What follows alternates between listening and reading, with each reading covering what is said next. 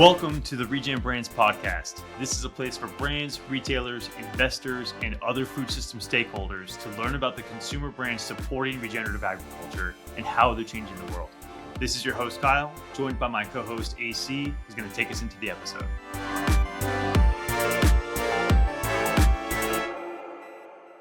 On this episode, we have Jason and Kristina Walker, who are the founders and owners of Starwalker Organic Farms. Starwalker Organic Farms produces various beef, pork, and chicken products on a 3,000-acre Regenerative Organic Certified farm in Northern California. They're one of the biggest producers of organic pork in the United States, and they sell their regenerative organic products wholesale, direct-to-consumer, and through their branded CPG SKUs. The family also owns and operates a certified organic processing facility with slaughter, cut, and value-added operations, serving their farm and many others in the community.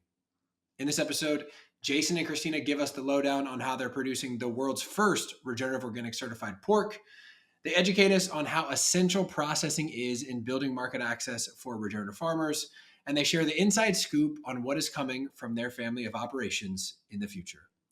It's safe to say the Walkers are doing a lot, and we really enjoyed getting the behind-the-scenes view into all of the ways they're pushing to produce, process, and market regenerative food. Let's dive in. What's up, everybody? Welcome back to another episode of the Regen Brands podcast. Very excited today to have Jason and Kristina Walker from Starwalker Organics with us. So welcome, y'all. Thank you. We're excited to be here. Yeah, you know, we had some serious drama prior to hitting record. Jason, who's the farmer, not the tech-savvy guy, the farm guy, is in there coding, getting things worked out. Here we are recording. We're making it work. Yeah. So we made it. Super stoked we get to record this episode today. For those who are unfamiliar with Starwalker Organics, give our listeners a quick lay of the land. What sort of products do you produce? Where can people buy your stuff today? Yeah, For sure. so that's great. We happy to be on the show, and we have a kind of a laundry list of products, but our big things are beef and pork. So we are certified organic, regenerative organic pork and beef, and we also raise crops like alfalfa and grains for our pigs, and then also grasses and a lot of grazing for our animals. As far as where we can buy these products, we sell direct to consumer online. We ship all over the country, and we've been doing that for about 4 or 5 years. We also just launched our jerky line in Sprouts.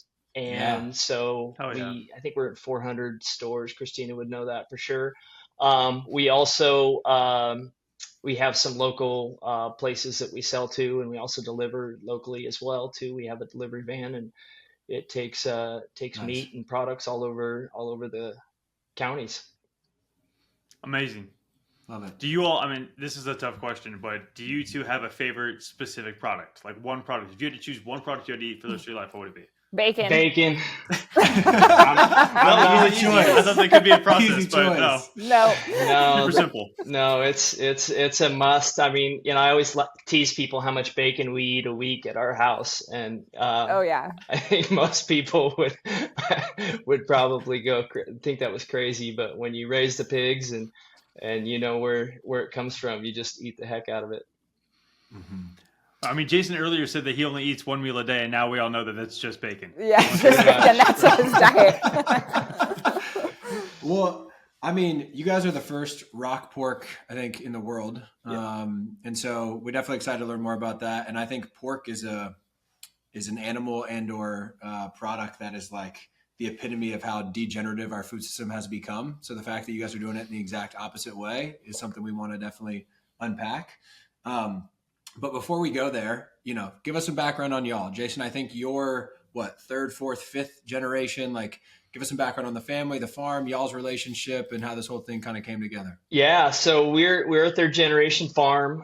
My grandpa originally bought the farm in the early 70s, I believe. And then my parents took over not long after that, and kind of carried the torch for a lot of years. Kristina and I came back about 12 years ago. Nice. We had careers doing other things, and left the farm for quite a few years. But I think it was a good experience for us to learn what's going on in the rest of the world, and then come back. I've always had a bug for farming. It's even when I left, I always trying to figure out a way to get back. We never really intended to come back, but through a few things with construction and other things, we ended up landing back home. And so yeah, my parents originally went certified organic over 40 years ago. Back Were when they also doing cattle and pork, or what were they growing? yeah, so we had cattle. When the farm started, it was mainly only cattle. We put up a little bit of hay for the cattle in the winter, but so we had Hereford cattle all the way up until I was probably in maybe middle school or something. My dad took advantage of a good high market and got rid of the cattle, and then just went all crops after that until we came back to the farm. And then when we came back to the farm, we knew that we wanted to incorporate animals, and so our first herd that we bought was a group of Scottish Highlands.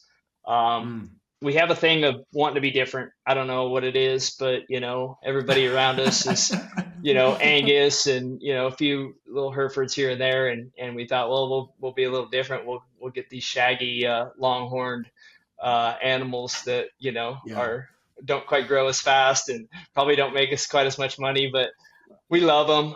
It's become a kind of a mascot per se. And so anyways, to continue the story along, we took over the farm and got the cattle, and then we started raising pigs just kind of for our own use. And that developed over a few years into more and more and more. And then, recently the regenerative organic came around. We've been basically doing these regenerative practices on our ground since I was a kid. And so it was just a mesh that worked out good. We saw the kind of all the buzz about regenerative, and we thought, well, what's the best thing we can do? And the regenerative organic just felt like a good fit. So we're happy to get that certification on our pigs and our cattle and all of our ground. And the aspects of how it's good for the employees and good for the land, and I think good for us marketing wise. It's all been amazing. So we farm. So we have roughly over 3,000 acres. A little bit of that is broken up into range ground. Cattle spend springs and falls and the range ground, and then we have about 1,000 acres of irrigated pasture ground, and about 1,000 acres of crop ground where we raise alfalfa, grass, and all the grains that we need for making our pig food. So yeah, and then recently in this last year, purchased a processing plant so that we can have full integration of our products from birth all the way through to the finished product that we're shipping out to our customers or getting in retail. Hell yeah. You guys are not doing a lot. You're just growing crops, that are feed. You're doing 2 types of livestock. You got a processing plant. Just a couple things going on over there. Just a few. Yeah, I want to hear from Kristina. Like, when did you get involved in the whole farming aspect? Because it sounds like Jason has some experience. 3rd, 4th, 5th generation. Kristina, what's your farm experience like prior to meeting Jason? Yeah. And how's that been? Yeah, so no farm experience prior to Jason, but we're high school sweethearts. So I remember back in high school, he was constantly on the farm, constantly working. He's like the hardest worker that I know. And so I was completely into business, fitness, health, dance. I'm a dance instructor. I've had a fitness center. I've had a dance studio, run a lot of different businesses. That was kind of my passion. Nice. And so then when we moved back and we decided to, I thought I was never going to come back to our hometown really. But when we decided to move back in 2012, I was excited about the farm life, the slower pace. Well, I thought it was going to be slower pace, but we kind of picked up the pace. And so we moved back and I still, we had a fitness center actually in the Valley and then a dance studio. And so I had these other businesses. I did a lot of marketing, had always been into health and food and talking about, where your food comes from. What are you eating? So, but really never out on the farm doing, the hard work. That was kind of Jason's lane.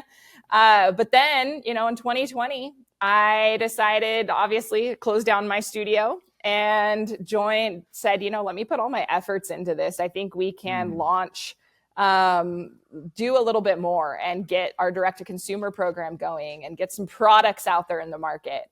And so that's kind of when I came on board, was in 2020. And then I have never looked back. I mean, I love it. It's so exciting. I've actually learned a ton. I knew a little, but I've learned a lot more. And actually, you know what? Back in 2022, I heard an episode, the Kettle and Fire episode that you guys did. It was like episode 12 or something. Yeah, I heard that. Yeah. And that inspired that whole, the rock. I mean, we were doing regenerative and we've been certified organic, but that piece of it kind of inspired this. Like, we want to have a rock product.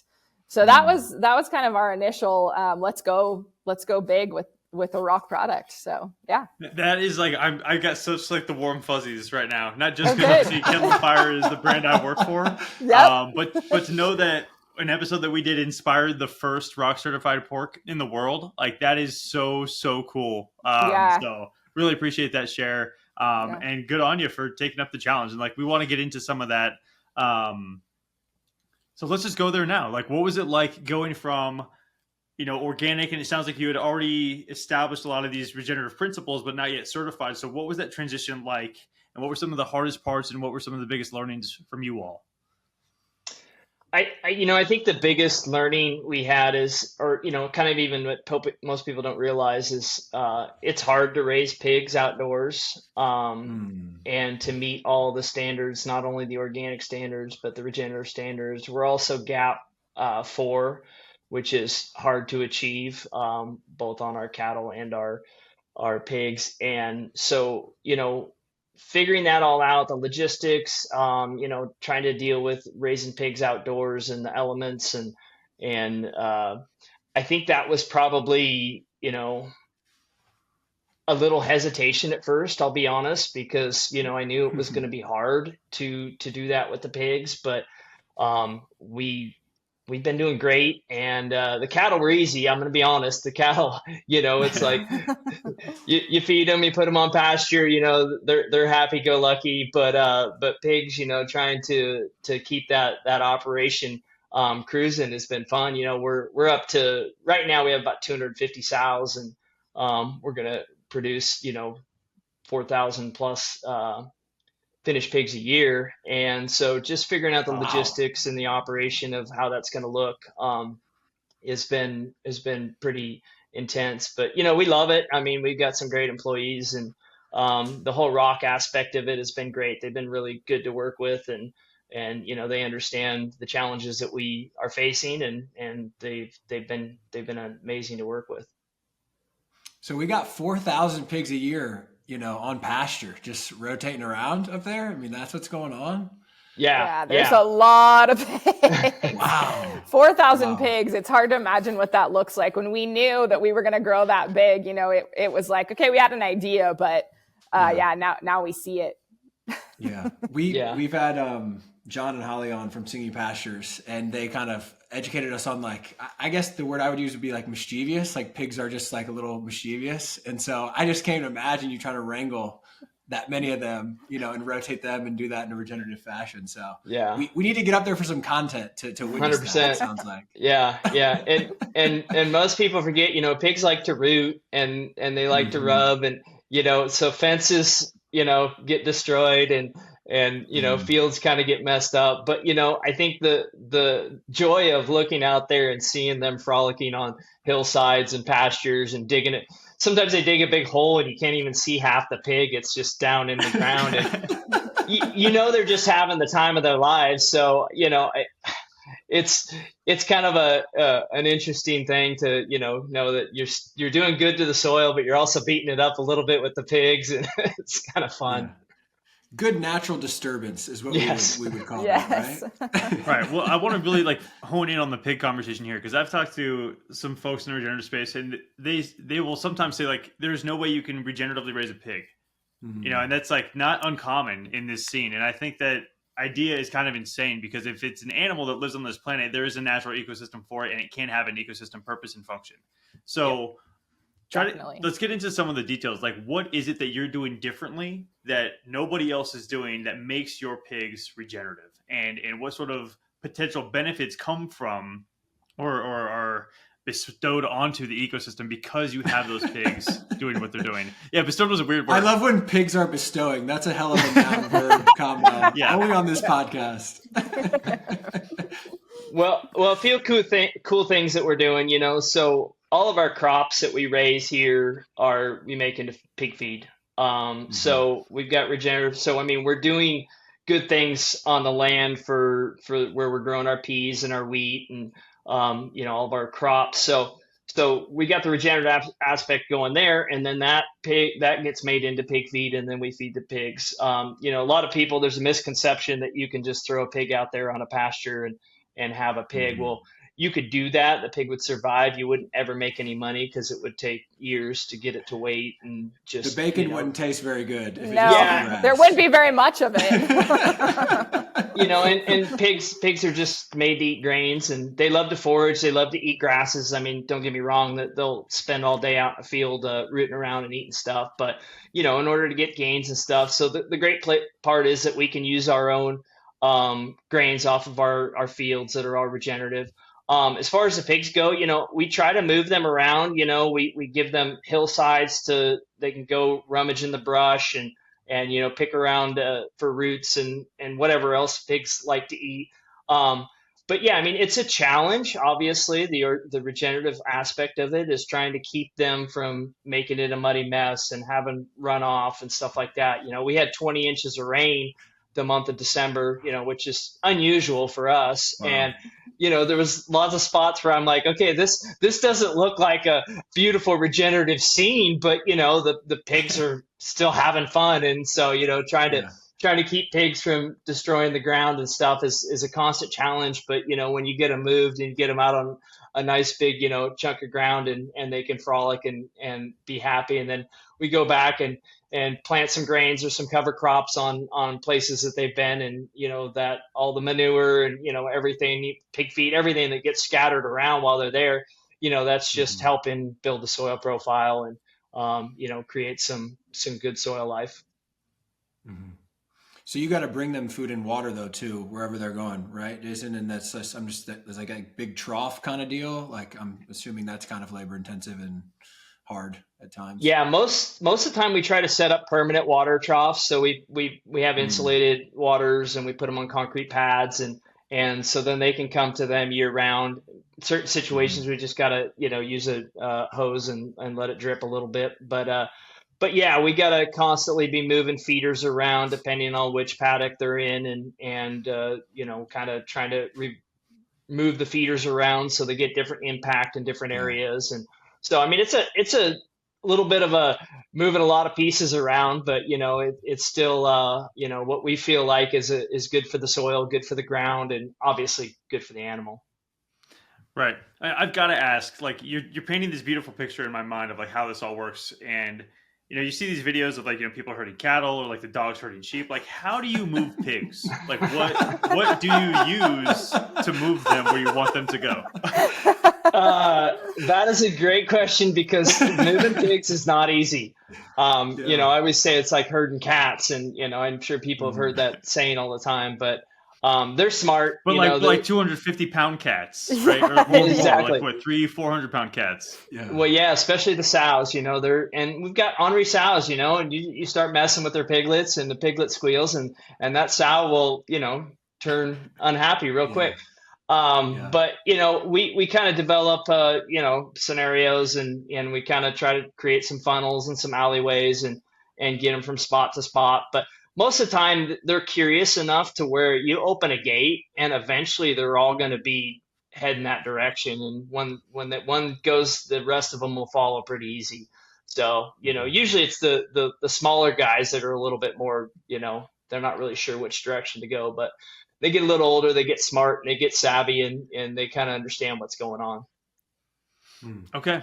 I want to see this. I'm going to have to come down and check this out. Yeah, we're going to have a pig party. Yeah. Last curiosity for me on the pigs is there a genetics component? Like, is there a specific genetic or breed that you guys use that you think is optimal for whatever this situation is? Yeah, so we get all of our genetics from an outfit out of Minnesota. They've got a reputation of having great genetics, and so we get all of our breeding animals and our boars from them. It also Mm, keeps a cohesiveness for our meat quality and everything. So we know the genetics are the same. We're not introducing mhm. something else, halfway down the road, and all of a sudden, oh, how come we're not getting the yields or different fat content? So it keeps everything really consistent for us. So we can buy breeding stock from them pretty much at any time if as we need it, and Nice. we can also buy, artificial insemination stuff because we do a lot of that after we breed. Mhm. We try to do all natural breeding most of the time, but sometimes depending on the group and how many boars we have to AI as well. Yeah. A lot going on with the pigs.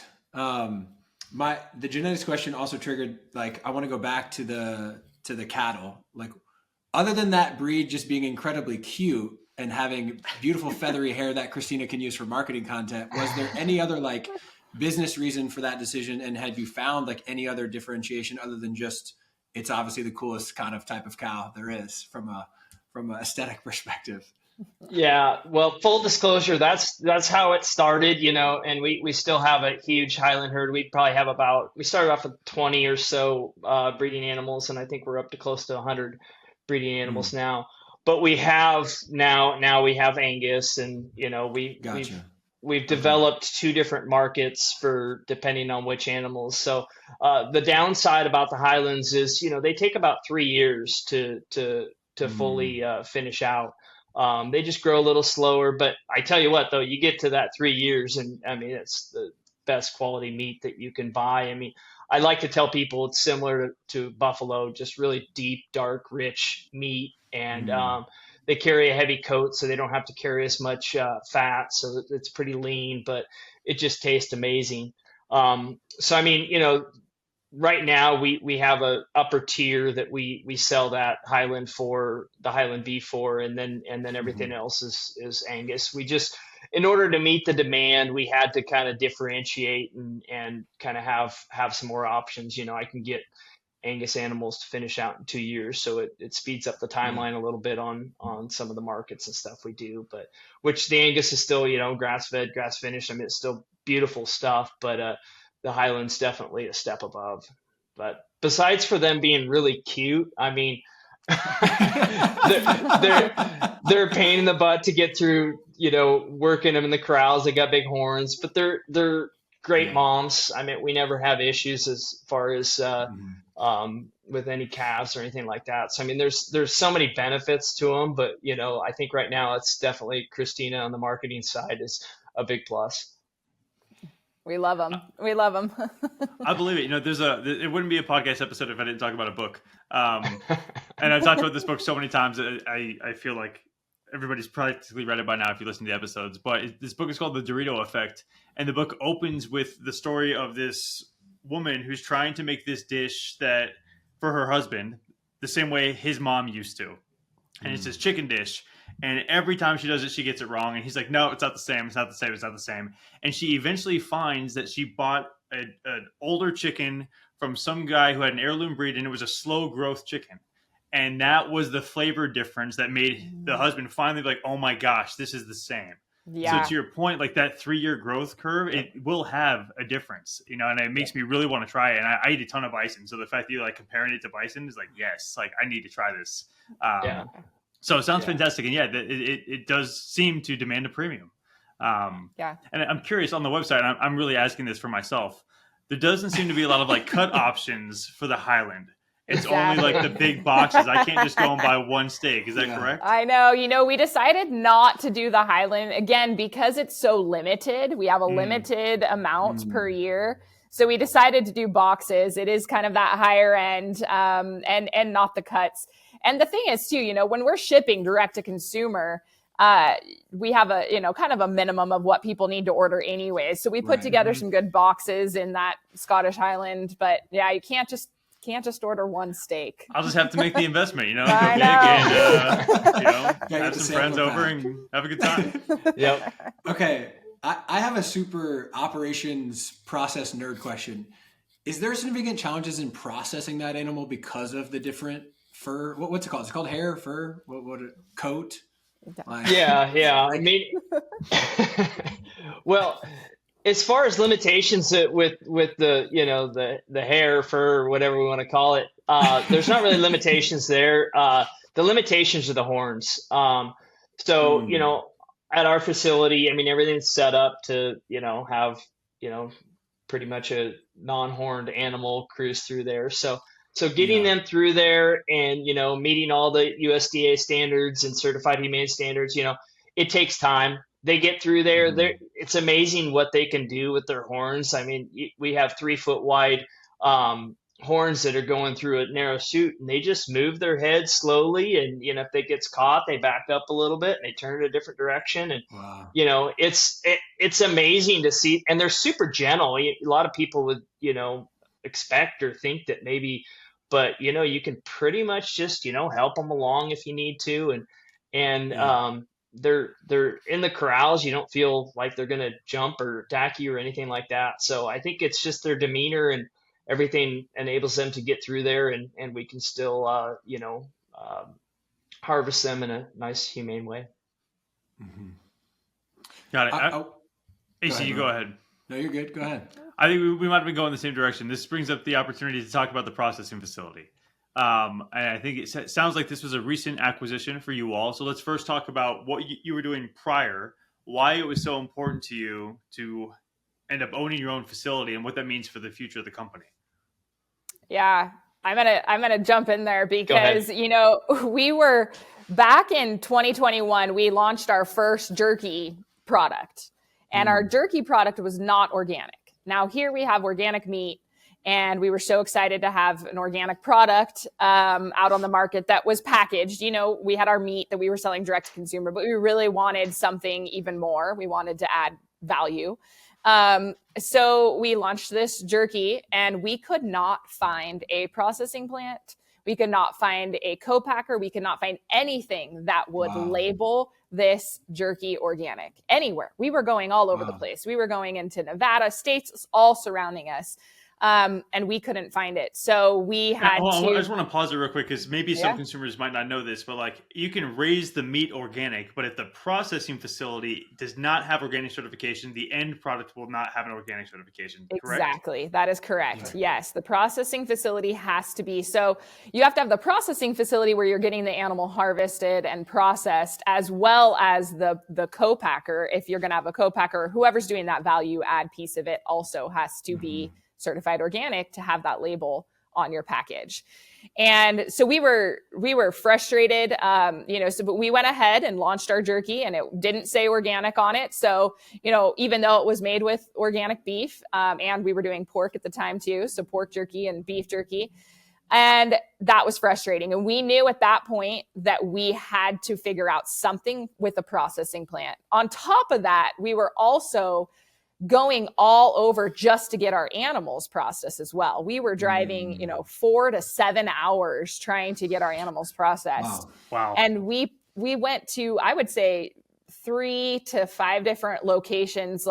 Within a year, we would have to go to different spot. This place would be booked. Okay, now we're heading north, 4 hours or, all over the place. So this was super frustrating. We had a lot of, major opportunities and contracts coming our way where we could take them on. We could scale, we could meet the demand, but we couldn't get it processed. That was our hang up. So we knew right then that in order to scale and move forward with the direction that we wanted to go and hit some of our goals, we had to build our own or find our own, buy our own processing facility. So in 2023, we actually found a piece of property, and we thought we were going to build. We had a consultant come down. We were planning. We were in the planning stages, and we were on the property, which actually happens to be right next door to the processing facility that we have now. But that processing facility that we have now was actually, it was closed down at the time, but we had heard it was going to reopen. And so we were over there, we were outside, planning the whole thing. And the consultant that was with us, he looked over and he's like, there is a nice, gorgeous, huge processing facility right there. Why would you build? And we had said, we had already talked to them once. They weren't, they're going to reopen with their brand. We need to do something. And they weren't doing pigs at the time either. So we knew that they weren't going to do pigs. We had to figure out something for our pigs. And he said, before we go into this whole thing of building this, why don't you go over and talk to him one more time? So Jason said, yeah, let's make that happen. He went in, talked to them, and they said, you know what? We are ready to sell. So we were able to acquire the processing plant that was already built, gorgeous facility, had a whole value add section. So we knew that we were going to be able to do our own jerky there as well. So not just the kill and the processing, but actually be able to do our value add products. And so within value add, that's like finished good products. Like you've got retail ready packaging coming out of that facility. Yeah. And value adds really when you take that and you're adding ingredients or something for jerky, beef snack sticks, bacon, those are the value add products that we're able to do. Right. And so within 4 months, we actually had, from that conversation, we had acquired the plant, and 2 months later we were up and running. Wow. So it was very quick. And that happened at the very beginning of 2024. So it's pretty recent. And because of that, that's why we've been able to scale in 24 and now into this year of 2025, and a lot to come. Yeah. Amazing. Just a 3,000 acre farm, a big processing plant, and a CPG brand, like why not? Like, let's send it. We have big goals. We love it. Well, I want to highlight this organic processing piece and manufacturing piece, because I think that it's really hard to do all of these things, right? To be a regenerative farmer, to process your food. And we talk a lot about in a lot of episodes, the different barriers. And this is like one of those non-sexy barriers that I don't think gets enough attention, but the lack of processing infrastructure and the impediment it leads for brands who are trying to do the right thing. Like, why would you go through all of the work to become ROC certified if you can't sell your products with a ROC certification? Oh, so frustrating. So frustrating. I could only imagine. Yeah. I mean, you must have, I don't know the words I would have said. It would have been bad. It would not have been recorded. Yeah, it's just important to highlight that, because I think as a society, as we deindustrialize our food system, we need to figure out how we create more access and pathways for people to do the right thing and be able to sell their product for the premium that it deserves. And I'm glad that you all have been able to navigate that for yourselves. And now it seems like you're tuned up and ready to go and grow more out of this facility, which is awesome. Yeah. And we did it for others as well. I mean, it's not, people are kind of around in our area coming to that, realization, regenerative, maybe a little bit organic, but definitely regenerative is important. And so the processing plant, we do other farms and animals as well. So amazing. Yeah. So we're doing Northern California, Southern Oregon. So I think you're absolutely right. It's so important to have these facilities that we can utilize in the way that we're intending to grow our brands and get a good product out there. And have somebody operating it that understands the farmer context, right? So many times we see that these middle market players, whatever they may be, like, they really don't understand the regenerative farmer context, and they don't build the economics like correctly, I guess. And I don't want to put the full onus on them, but we just need more, I think, transparency and understanding there.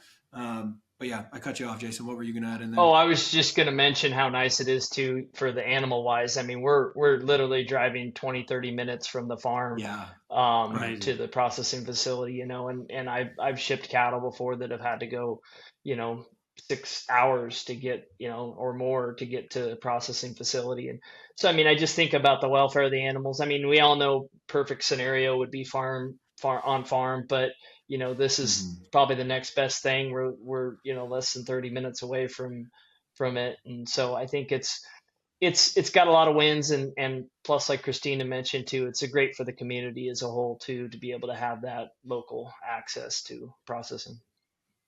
No doubt. Well, while we talk about value-added products, I make pizza every Sunday. It's like a ritual. I make pizza and I watch hockey.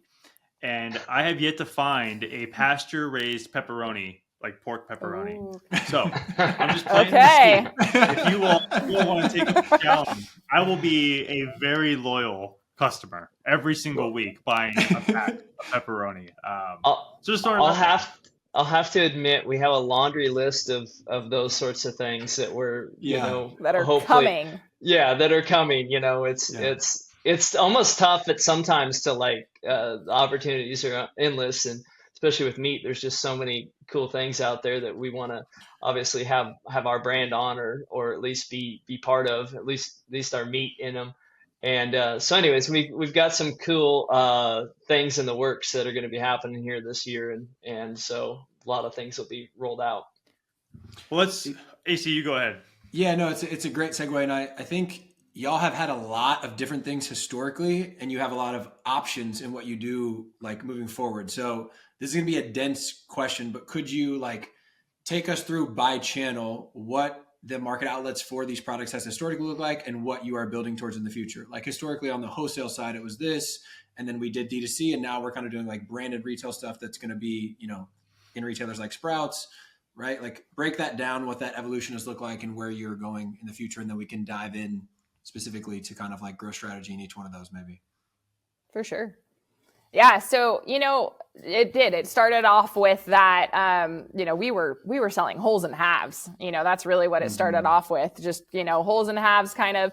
And then we went into direct to consumer and we decided, we want people to be able to have options. So we offered everything.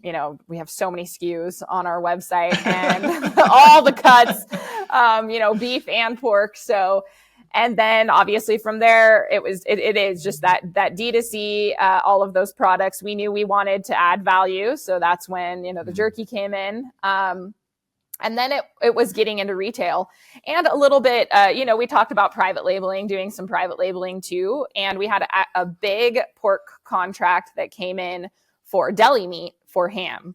And it's like one of the second largest deli meat companies out there. And they were looking for domestic organic pork. They couldn't find it at scale. And they said, are you guys willing to scale bigger so that we can buy this domestically? And that's what enabled us to, do what we're doing now, that we said yes. As long as we had a processing facility, we knew that we had to have that piece of it. But once we had that, we said, yes, let's get this contract going. And we were able to scale that portion of it. But then that also gave us a whole nother kind of puzzle to solve, was now we have the rest of the pig that, what are we going to do with that? Because we have a large amount of that as well. And we knew that we wanted the best, something you couldn't get anywhere else. The organic pork piece of it, we knew like domestically, there's not a lot of that here. So that piece, but the rock part of it, when we brought that rock certified, we're able to label it rock. That's awesome.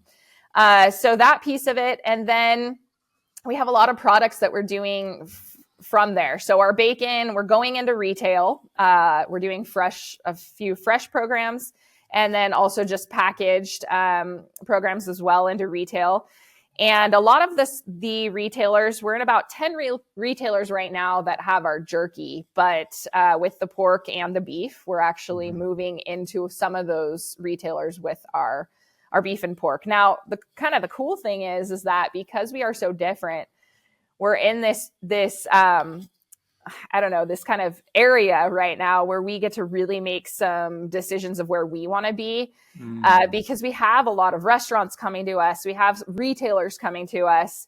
And when you were talking about the piece of, the processing facility and how that's a hang up for, the farmer and getting that product to the consumer, we've learned now being in retailer that's in so many areas. I mean, even with your broker or with your distributor, getting into retailer, I mean, there's so many different pieces of that. And the people who don't understand the farmers, the people who are growing the food, like the people, that relationship needs to be cultivated more so that these products can end up in the hands of the consumers, because the consumers, I think, want them. the farmers are willing to raise them this way. So we have to figure out how that middle ground can happen a little smoother. And so that has been the piece of it where we're navigating now, trying to figure out, are we going into more retail? Are we going into restaurants because it's a little bit easier to work with those bigger restaurants because they want the product? And so that's kind of where we're at right now is making those decisions. But I think we're always going to be in retail in some capacity. And we have a lot of products coming out, so those will be going into retail as well. But yeah. Well, it sounds like there's an overwhelming amount of opportunity. Yes. Plus with the two primary animals, and I think I've also seen chicken on your website as well. Yes. So maybe a tertiary animal as well. Sounds like you all have a lot on your plates, obviously. And if I can share any quote wisdom, and this is all what I've learned from other folks that we've had on the podcast, I've never had to make any of these decisions myself, but we have had a handful of brands talk about their experience in food service and how that channel is, to your point, lower barrier to entry and can help to fund some of the deep pockets you'll need for retail. Yeah. And that seems to be a relatively, I don't want to say it's like every episode, but there's been a good handful of brands who have done that, and they seem to be some of the most financially viable regen brands out there today. So just sharing that little tidbit that we've been fortunate enough to learn from others in that space. For sure. And that's the exciting part of it too, is that there's options. And so I love that input because that's kind of what we're seeing already. And we have some really big partnerships that are coming up with restaurants, and we're excited about that. I selfishly just want to ask, how many pizza places are you talking to? And, what's the demand for the pepperoni? Yeah. Well, we can. I'll promise maybe only one more poke this episode. I can't swear I'm not going to do it. So something that we haven't talked about, which would be good for y'all to educate us on or just walk us through, is we know how it works for you guys to get the packaged ambient beef jerky into the Sprouts innovation set. And we know that's happened for your brand. But Kristina, you just mentioned fresh programs. And for the audience that doesn't understand, that's like putting bacon behind the meat counter at the grocery store. Right. Does that product also flow through a UNFI KHE type distribution system, or is it totally different? What does that look like? Or maybe packaged refrigerated bacon versus typical CPG world that we've talked about ad nausea on the show. For sure. We're learning all about that right now. I can't tell you how much we've learned in the last year. It's been, when I look at a year ago to what we know now, it's oh, wow. So basically with the Fresh program, we're actually in talks with a big retailer that is out in Texas. And, we have found that we actually can, the distribution part of it is a little bit different than, your normal CPG product. And so we're actually, we would get the product to their distribution center. And so we wouldn't use a KHE or UNFI. We would actually get the product to them, which isn't a problem on our end. And then from there, they distribute it out into their local retail stores that are in that area.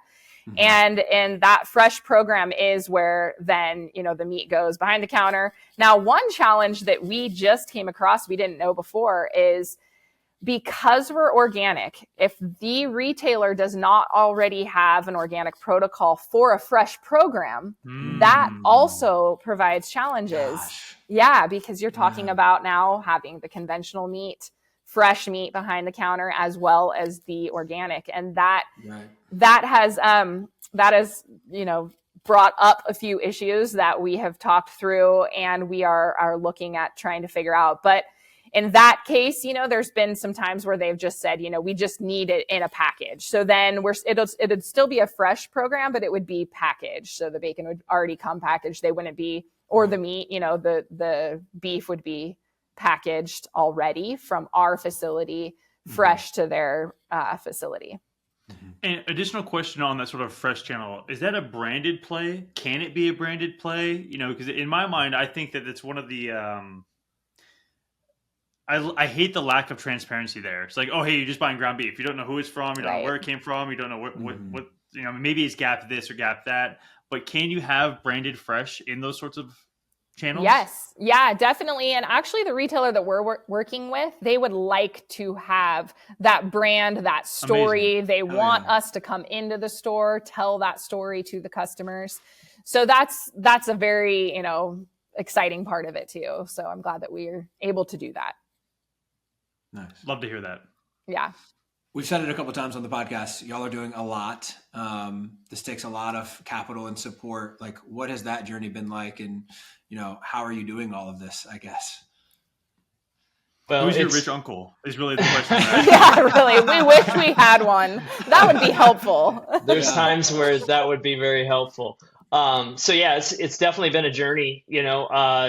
We started off just pretty much self-funding everything and trying to figure out how to manage the peaks and valleys, and then we realized that okay, we have to build some inventory of animals and infrastructure, and then we brought on a great partner, Mad Capital.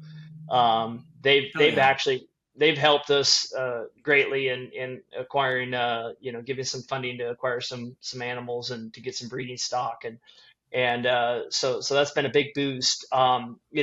We also have a kind of a thing that it's fun and it involves gets people involved. We call it the Cattle Club, but people can actually purchase essentially purchase cattle, but basically help fund the operation and be part of us buying more animals. And so that's been cool because we get friends, family, acquaintances that they love what we're doing, they want to be involved, they how can we help, and it's a good way for them. They get a good return on their money, and it's a good way for them to feel like they're part of the system.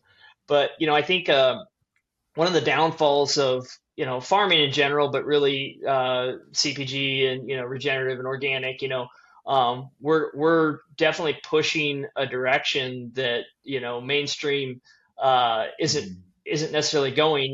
We've got a good, I would call it a cult following, but regenerative is growing like crazy. Organics had steady growth for a lot of years, but the percentage of the food that's out there is obviously very small on the organic and regenerative side. And so it's no different with the funding. It's getting people aware of what you're doing, why it's different, why you need the funding, need the kind of the help, the push, especially to get into retail. There's a lot of carrying that's involved there of we raise these animals for years, and then we process them, and then we ship them, and then we wait to get paid. And it's kind of funny because we've got all the risk and the minimal reward, I guess. Let's say that. So it just takes lenders and I think there's a lot of push towards it now. I think there's a lot of interest in the private world and venture capital world. But I think the more that we can get those people involved and seeing what we're doing, most of those people seem to want to put money in agriculture anyways, and so hopefully if they can gear it towards the people that are really doing good things. And we have a product. We know we've gotten the emails and the inquiries about our regenerative organic beef and pork, and so we know the demand's there. It's just a matter of making sure that we can put all the pieces together to get it out to the people. And another thing too with that is, one of our goals is to show that regenerative organic beef and pork can be profitable. And so that's been a big piece of what we do, what we want to kind of put out there. And it reminds me, Jason and I talk about this all the time, but Jason's dad had this sign up in his office that said, if I had $1 million, I'd keep farming until it was all gone. I mean, that's kind of, out there. And I remember seeing that when I was younger and thinking like, oh man, like that doesn't sound good. Right. Like, should we not be in farming? And I think sometimes like that is the perspective of it's expensive to be a farmer, and how can we change that mindset for not only like the consumers and the people that are out there, but for the farmers too. And especially in our, area, in our county, there's a lot of people that think, oh, we cannot switch to organic. We cannot become regenerative organic certified because it's way too expensive and we're going to lose all of our money if we do that. I mean, that's kind of the mindset. So we've been really trying to show people and be leaders in just our area of, we can do this. This can be profitable, especially if we link arms together, especially if we get more people involved, if we collaborate on, bigger, higher levels with other people, other farmers, other investors, other brands that are doing the same thing, and make this really come, just bring it up and noticed more. And so one of the things that we've done to do that is we have a kind of a partner producer program for our pork.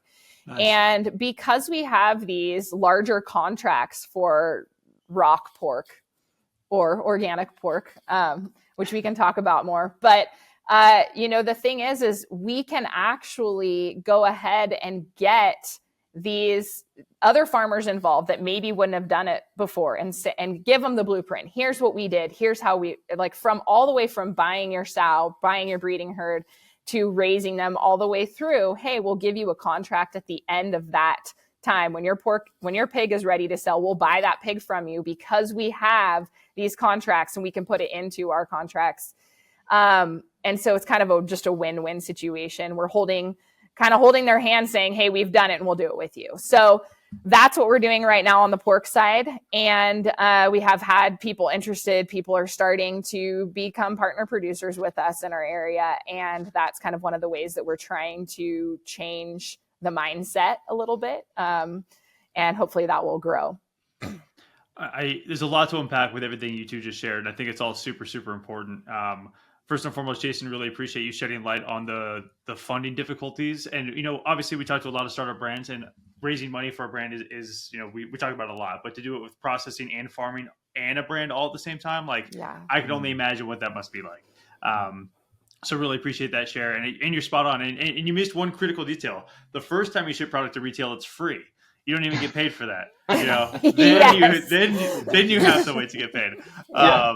True.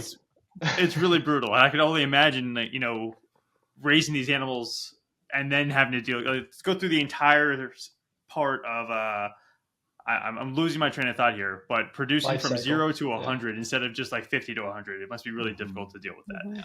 Mm-hmm. Kristina, really like what you talked about, highlighting the community aspect and how you're bringing these opportunities to other potential farmers in the community to say, hey, we've done this. We're going to help you do this. And potentially sharing some of the demand that you all have received, which is really, really cool. I do want to circle back to what we discussed previously, the second largest, I think you said it was a ham producer, is now sourcing your organic ham or pork or hog or whatever the proper terminology there is, but they're not going to be using the rock label. So there's secretly, this is regenerative organic pork, the first in the world, and that is not going to be conveyed to the consumer. Correct? Exactly. It's frustrating.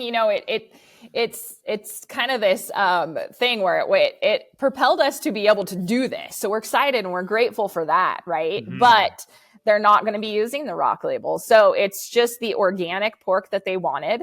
And we have had a lot of people come to us and ask for, especially bacon. I mean, obviously, everyone wants bacon. Yeah. And so they want the organic bacon, but we really want it to be labeled rock. That's super important to us. We've passed on a lot of opportunities because we don't want to let it just go out into the market. We also would like our brand to be on it. There's some things that we would love to collaborate on, but to let it go just labeled organic, not rock, is not really what we want to do. So we're kind of hoping to have that only be the ham, that part of it. The rest of it, we're hoping we'll have that rock label on it. Yeah, that's super tough. And I'm curious, from the, and I don't want to poke too hard and have you share more than you should, but why are they choosing not to share regenerative on this? Because in my mind, why wouldn't you make this seem like the best possible product that it is? Do they just not see the value in that term right now? Is it too early? What's their thinking? I think that they were looking to find an organic producer domestically to replace, something that they were buying internationally. They were looking to replace a product that they already had. So they haven't looked at expanding into that rock portion of it yet. We're constantly pushing that. Hey, what else could you even offer? And let's get it labeled rock. But there hasn't really been the interest from them yet. Got it. Well, credit where credit is due. Mysterious ham producer, thank you for looking for domestic organic pork. Awesome. Yes. Good on you. And maybe you can help. And I'm sure, you two will do a better job than anyone is trying to convince them that like, hey, there's some validation here in this regenerative thing. Come check out our farm, see what we're doing, understand what this means and why it's important. So all in time.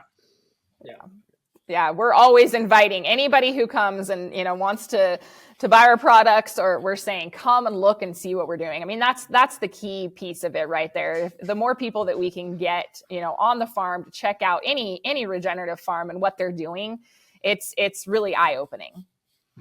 Yeah. And I want to touch a little bit on like resiliency. And, we've just had these incredibly devastating fires in California. We've had an insane hurricane season on the East Coast and in the Carolinas in particular, and I think good business practices creating resilient agricultural land, right?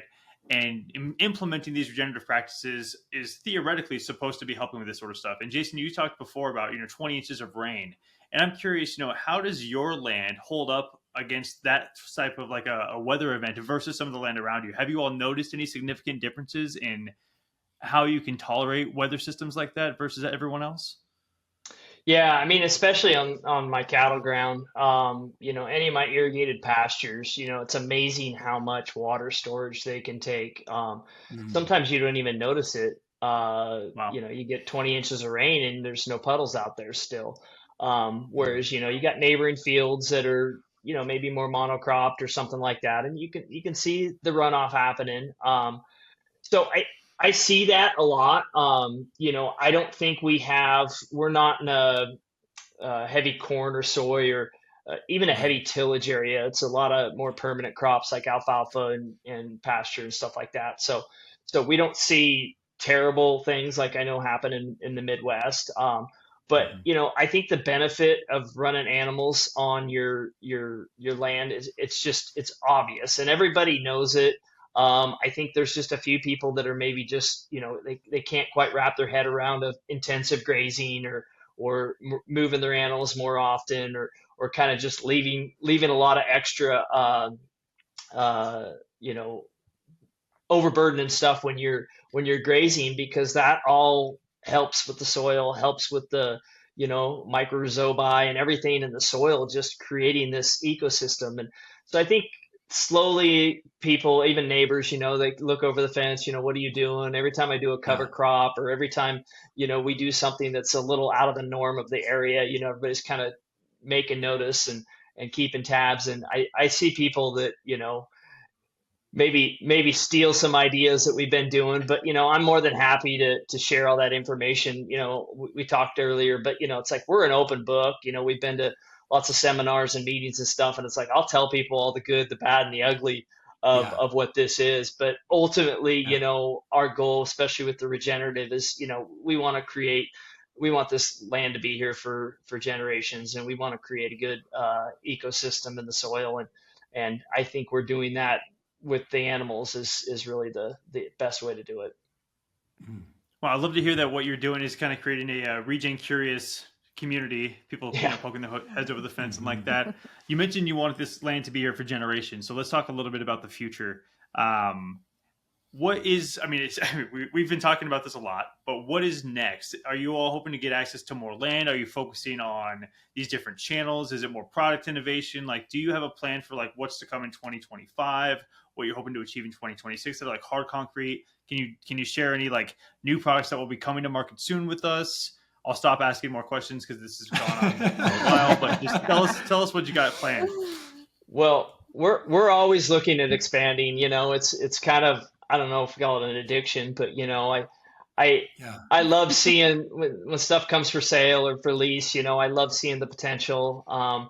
I love buying animals. I mean, we're constantly buying cattle and expanding pigs and everything, and so I get excited about that. It really, not that I need to have 100,000 acres, but I love seeing ecosystems Jason, change. I want you to have 100,000 acres, man. I need it. I need you to have that. I might we not. We would take it on.